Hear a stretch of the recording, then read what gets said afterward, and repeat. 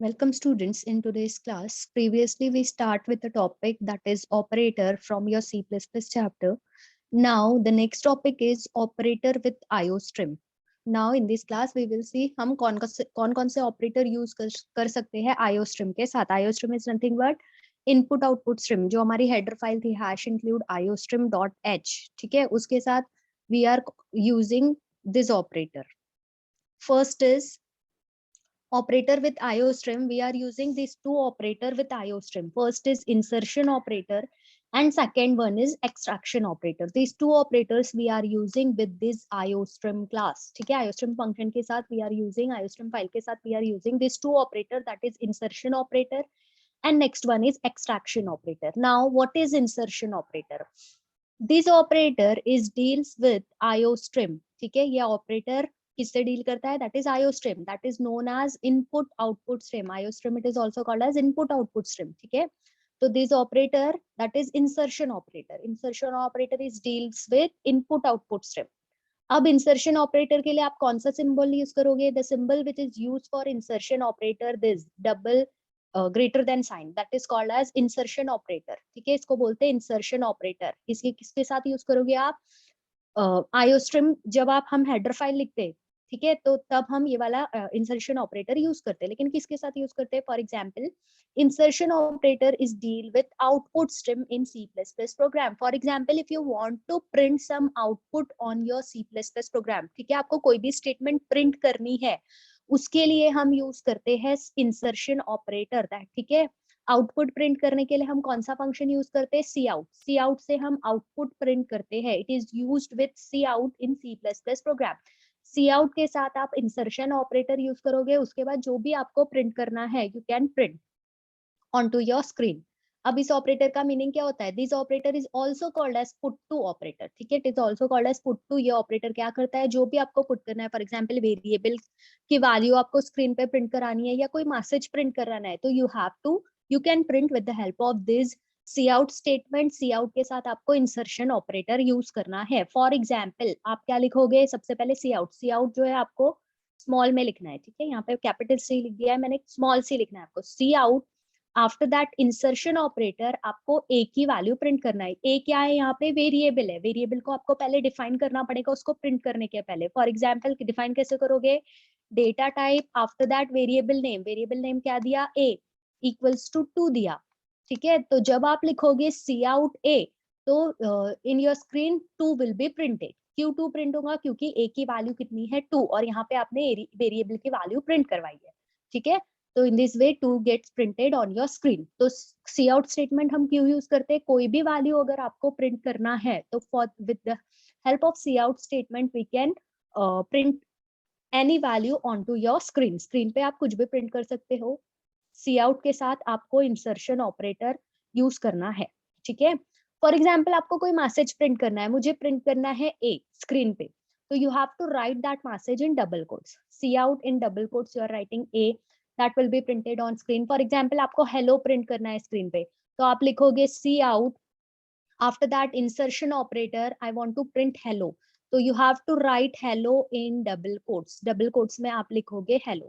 तो in this way you can print any message on your screen with the help of C out function, C out statement. ठीक है, उसके बाद आपको terminate करना है सेमीकोलन से. तो this is insertion operator. Insertion operator किसके साथ यूज होता है? सी आउट के साथ. सी आउट क्यों यूज होता है? If you want to print something on a screen you can print with the help of C out statement. After that next is extraction operator. जैसे इंसर्शन हमने पढ़ा वैसे एक और है extraction operator. This operator is deal with iostream, that is ये वाला operator भी इनपुट आउटपुट स्ट्रीम क्लास का फंक्शन है, ऑपरेटर है. This symbol is use with insertion operator. ये आपका इंसर्शन ऑपरेटर है. ठीक है, सॉरी एक्सट्रैक्शन ऑपरेटर. इंसर्शन नहीं, extraction operator. This is your extraction operator. This is your extraction operator. ठीक है, इंसर्शन ऐसा था, this is your extraction operator. Insertion extraction operator is deals with input stream in C++ program. ठीक है, extraction operator क्यों use करते हैं? अगर आपको इनपुट लेना है यूजर से, at that time we are using this extraction operator. C++ use C in this program. ठीक है, cin फंक्शन हम यूज करते हैं यूजर से इनपुट लेने के लिए. This operator is also known as get from operator. ठीक है, इसको बोलते हैं get from. That is put to, it is get from. For example cin A. इसके पहले हमने प्रोग्राम में क्या देखा था, हमने वेरिएबल की वैल्यू डायरेक्टली दे दी थी कि इंट a इक्वल्स टू 2.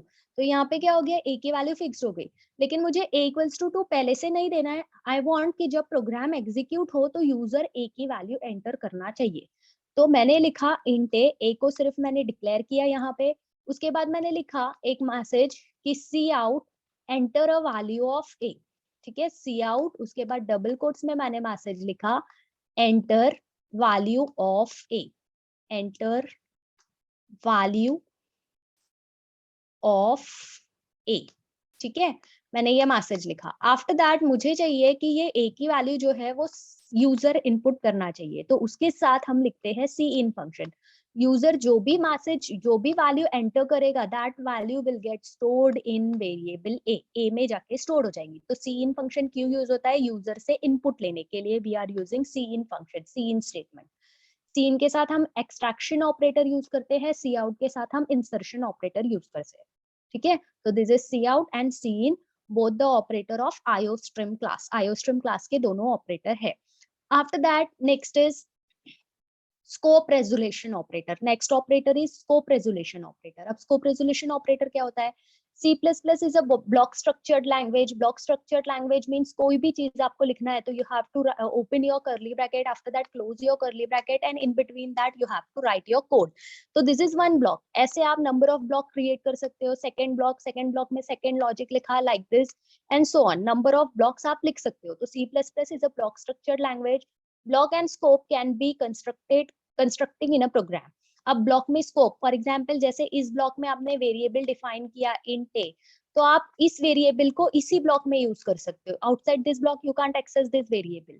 ठीक है, तो उसको बोलते हैं scope. Scope of that variable is valid only within this block. Scope of A is valid only within this block. I can't use A in this block, in that block. ठीक है, तो some variable can be use have the different meaning in different block.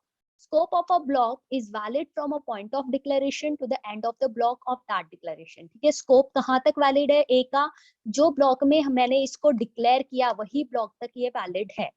A variable is declared inside a block is called as local to that block. जिस block में आपने variable को define किया, मैंने इस ब्लॉक में वेरिएबल को define किया तो ये वेरिएबल क्या हो गया, लोकल हो गया. फॉर एग्जाम्पल अब इसमें लोकल क्या होता है, जैसे फॉर एग्जाम्पल लोकल डिक्लेरेशन. ये मेरा एक ब्लॉक स्टार्ट हुआ, इस ब्लॉक के अंदर मैंने वेरिएबल बनाया int x इक्वल्स टू 10. तो ये वेरिएबल क्या हो गया, लोकल हो गया to this block. For example यहाँ पे मैंने दूसरा वेरिएबल बनाया सेकेंड ब्लॉक में x इक्वल्स टू 1. ठीक है, तो इस ब्लॉक में वेरिएबल x की वैल्यू अलग है, इस ब्लॉक में वेरिएबल x की वैल्यू डिफरेंट है. ठीक है, तो this is local variable. After that global variable. Global variable क्या होता है, a variable which is declared outside a block. ठीक है, आउटसाइड अ ब्लॉक या आउटसाइड अ मेन क्लास, मेन के बाहर, मेन फंक्शन के बाहर जो भी वेरिएबल को आप डिक्लेयर कर रहे हो, that variable is a global variable. For example जैसे मैंने यहाँ पे वेरिएबल डिफाइन किया int x equal to 10. After that एक इनर ब्लॉक है जिसके अंदर मैंने x की वैल्यू दे दी 1. तो this is your local variable. ये हो गया local variable for this block. After that this variable is a global. ये हो गया ग्लोबल वेरिएबल. क्यों, क्योंकि this variable is defined outside a block. एक हाँ, we will do example program of this also, how we can declare a local variable and global variable and how we can access this global variable. अब ये global variable है, इसको मुझे इस block के अंदर यूज करना है, तो how can I access this global variable inside this block? We will see example program of this also. ठीक है, first is how we can access a global variable. कैसे एक्सेस करोगे आप ग्लोबल वेरिएबल को, C++ language global version of variable can not access within inner block. ठीक है, जो भी आपने ग्लोबल वेरिएबल बनाया, जैसे ये x बनाया, आप उसको डायरेक्टली इनर ब्लॉक में एक्सेस नहीं कर सकते, इस ब्लॉक में एक्सेस नहीं कर सकते. तो सोल्यूशन क्या है हमारे पास, C++ resolve this problem by introducing the new operator. ठीक है, हम इस वेरिएबल को, ग्लोबल वेरिएबल को एक्सेस कर सकते हैं with help of operator that is scope resolution operator. ये ऑपरेटर की हेल्प से, that is SRO, scope resolution operator. ठीक है, this is use to access a hidden data. Scope resolution operator क्यों यूज करते हैं? It is use to access a hidden data. Syntax क्या है? First you have to write scope resolution operator. After that जो भी variable आपको access करना है, you have to write name of that variable. For example, this is your complete program. Here I am declaring, first I am giving header file. आपको सबसे पहले header file देना है. कैसे लिखोगे? preprocessor directive, that is hash include iostream.h. This is your header file. After that मैंने एक variable define किया, डेटा टाइप दिया इंटीजर, वेरिएबल का नाम दिया m, वैल्यू असाइन की 10. ठीक है, उसके बाद टर्मिनेट कर दिया सेमीकोलन से. तो ये मेरा ग्लोबल वेरिएबल बन गया. क्यों ग्लोबल है ये? क्योंकि आउटसाइड मेन ब्लॉक ये डिफाइंड है. तो this is my global variable. After that main function मेरा स्टार्ट हुआ. In your program you have to write at least one main function. एक ही आपका मेन फंक्शन रहेगा. प्रोग्राम का एग्जीक्यूशन मेन फंक्शन से स्टार्ट होता है. ठीक है, तो वॉइड मेन, उसके अंदर आपने एक और वेरिएबल लिखा int m equals to 20. After that फिर से एक और ब्लॉक चालू हुआ. यहाँ पे आपने लिखा k equals to m, int m equals to 30. After that आपने वन बाय वन वेरिएबल की वैल्यू प्रिंट की. We will execute this code and we will see what is the output. Okay, हम ये कोड को execute करके देखेंगे and we will see what is the output. ठीक है, this is here I am using online editor because I don't have software of Turbo C++. That's why I am using online editor. In online editor there is, we don't need to include .h file. ठीक है, hash include iostream.h लिखते हैं, लेकिन आपको वही याद रखना है कि आपको hash include iostream.h लिखना है. online editor support नहीं कर रहा है. That's why I am writing this header files. Okay, after that same program मैंने कॉपी कर लिया. m जो है मेरा ग्लोबल वेरिएबल है. आफ्टर दैट मेन फंक्शन, उसमें मैंने m एक डिफाइन किया 20, k equals to m define किया. m की वैल्यू फिर से एक और m वैल्यू वेरिएबल डिफाइन किया जिसकी वैल्यू थी 30. आफ्टर दैट हम सी आउट स्टेटमेंट पे पहुंचते हैं. सी आउट, फर्स्ट हमने क्या प्रिंट किया? First I print k equals to जो भी k की वैल्यू है. What is the value of k? k की वैल्यू क्या है? जो m की वैल्यू है, that is the value of k. तो m की वैल्यू, फर्स्ट वैल्यू क्या है? m की फर्स्ट वैल्यू वी गॉट 30. हमको पहले वैल्यू मिली 30. ठीक है, तो m की वैल्यू जो है वही k की वैल्यू है. तो k की वैल्यू क्या प्रिंट होगी? Value of k will be, हमने क्या मैसेज लिखा? k इक्वल्स टू जो भी k की वैल्यू है. k की वैल्यू क्या है? जो m की वैल्यू है. k इक्वल्स टू m लिखा है, तो जो m की वैल्यू है वही k की वैल्यू है. तो we got a value of k that is 30.